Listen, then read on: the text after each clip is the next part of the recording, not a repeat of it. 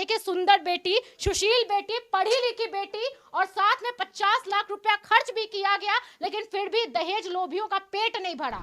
ध्यान से देखिए, यही है वो मयंक जिन्होंने अपनी पत्नी को 5 महीने में मरने पर मजबूर कर दिया, क्योंकि इसको गाड़ी चाहिए था, एसी चाहिए था, इसका औकात नहीं था एसी खरीदने का। यही है दहेज, यही है बलि, बलि चढ़ गई दहेज की। देखिए, ये नेहा है और अगर प्रूफ मिलने के बाद भी, अगर अंतिम इच्छा ये बोलने के बाद कि मेरे पति को भी तड़पा तड़पा के मेरी तरह मारा जाए, तड़प तड़प के हम मरे, वैसे भी मरे।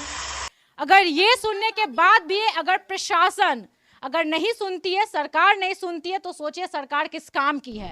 हम खुद बदनसीब थे कि अपने हाथ से अपनी बेटी को राक्षस के हाथ डाल दिए।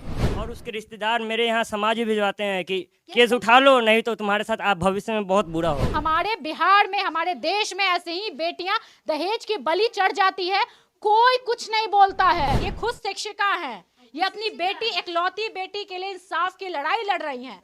और ये देखिए थाना का है, एसपी का है, डीएसपी का है, देखिए इतना सारा कागज, ये लोग दौड़ रहे हैं लेकिन अभी तक गिरफ्तार ही नहीं हुआ है। एक मेरी नेहा को खा गया, फिर किसी लड़की को फंसाएगा, फिर दहेज लेगा, फिर शादी करेगा।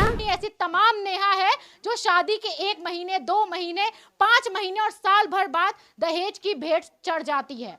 चाहे कूलर चाहिए होता है, एसी चाहिए होता है, गाड़ी चाहिए होता है, बाइक चाहिए होता है, ये भिखारी परिवार को खरीदने का औकात नहीं होता है। हम चौधरी जी से उम्मीद है, भरपूर उम्मीद है कि हमको न्याय मिलेगा। ये माँ जिन्होंने 50 लाख खर्च किया था अपनी बेटी की खुशी के लिए, सोचिए ये घटिया मयंक क्या किया है, और प्रशासन अभी तक इसको गिरफ्तार नहीं कर पाई है। और ये लोग सिंपैथी देते हैं, बेटी बचाओ बेटी पढ़ाओ, और जब शादी की बात आती है तो इस तरीके से कांड कर दिया जाता है। मात्र 5 महीने बाद उस बेटी को मार दिया गया।